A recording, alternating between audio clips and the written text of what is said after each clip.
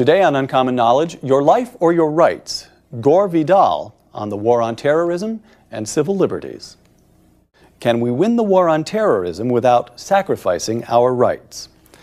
Last fall, after the September 11th terrorist attacks, Congress enacted and President Bush signed the so-called USA Patriot Act, legislation intended to thwart the threat of domestic terrorism.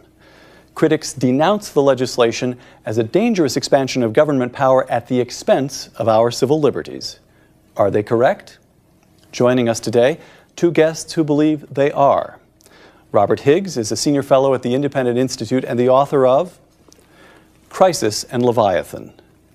Gore Vidal has been an author, playwright, essayist, and commentator on the political scene for more than 50 years. His latest book, Perpetual War for Perpetual Peace, How We Got to Be So Hated. In your new book, Perpetual War for Perpetual Peace, Gore Vidal, you write, I quote, "The physical damage Osama and friends can do to us, terrible as it has been thus far, is as nothing to what he is doing to our civil liberties," close quote. Now, in surveys after September 11th, Americans by a large margin expressed a willingness to curtail certain civil liberties in order to fight terrorism.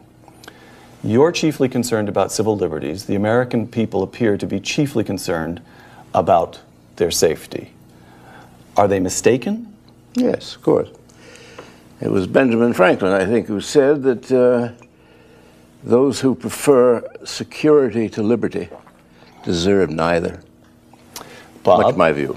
Bob, who's right, the American people or Gore Vidal? In circumstances such as these, people always express a willingness to sacrifice liberties. But when they express that willingness, they really don't know exactly what they're buying into. So it's not surprising that they would say they're willing to give up their freedoms. They'll only discover later exactly what that means. Okay. Now, from quoting Gore Vidal to quoting you, Robert Higgs, besides the normal Constitution you've written, protective of individual rights, we now have a crisis Constitution, hostile to individual rights and friendly to the unchecked power of government officials. The great danger is that in an age of permanent emergency, this age, the crisis Constitution will simply swallow up the normal Constitution, by which you mean to say? I mean to say that the protections that people believe they have from the Constitution, particularly from the Bill of Rights, will be disregarded during crisis periods, and if the crisis is permanent, then those protections will be permanently disregarded. But you have a trade-off, right? You've got the aim of the war and the surrender of, or the willingness to surrender civil liberties. So you have the American Revolution, which produces a consolidation of state power and a new federal government, but you'd say it was worth it, right? I'm not sure I would say it was worth it. I think the Constitution, in many ways, was not exactly what many people wanted, and they feared that their liberties would suffer as a result of adopting the Constitution. The Anti-Federalists certainly opposed the Constitution, and on very strong grounds. Can I get you on record as favoring the American Revolution? Yes. All right, thank you. Secession, I think, is a better word. We seceded from England. Yeah. All right, my point is simply that in the American Revolution, you produce a consolidation of government power. You talk about the ratchet effect, and it does seem clear through American history. The Civil War, again, a greater consolidation of federal power, the elimination of a right to secede, which many southern states thought they had. Nevertheless, we would say the Civil War was worth it, preserves the Union, ends slavery. That is a complex subject, which I don't think I would get into right now.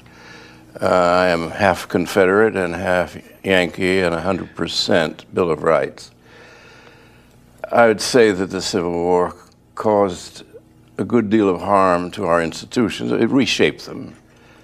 Lincoln found one sort of country, and as I ended a book called Lincoln, that he had, in a sense, willed his own death because he had done such a terrible thing by remolding the Republic in his own iron image. And that was a mixed blessing. But to get back to what we're really Right. talking about is what's happening today. There is no war. I hope you're listening out there. This is an invention of an ambitious little politician called George W. Bush. There is no war. You can only have a war with another country. And according to our system, which is always disregarded, Congress must declare the war. This is not an act of war. This is an act of criminals, violent Muslim zealots, if indeed we know who they were. We don't really know who's behind it. Osama gets credit for it. He obviously financed some of it, but who knows? Bush seizes this. He's at a very low moment in popularity in every direction. We're beginning yet another recession. And suddenly he seizes this. It's going to be a long war, he said, and he started to smile. And he did a little war dance in front of Congress. The axis of evildoers, Iran. What? Iraq? Korea? He doesn't even know what an axis is. Well, it isn't an axis of evil. This is a bunch of, as far as we know, irritated Saudi Arabians. They're not even Afghans. So we blow up Afghanistan, when actually our enemy, if it could be called a country, would be in Saudi Arabia, and may well involve the royal family, which we are zealously protecting. He is then, with Ashcroft beside him, they have leapt in and grabbed at our liberties, and they are working on to get rid of the Bill of Rights. Emergency, war, war, war. To which the only answer is it is not a war until Congress declares it. And it is not a war by executive fiat. There's no such thing. Technically, Gore Vidal may be right, but how should President Bush have responded?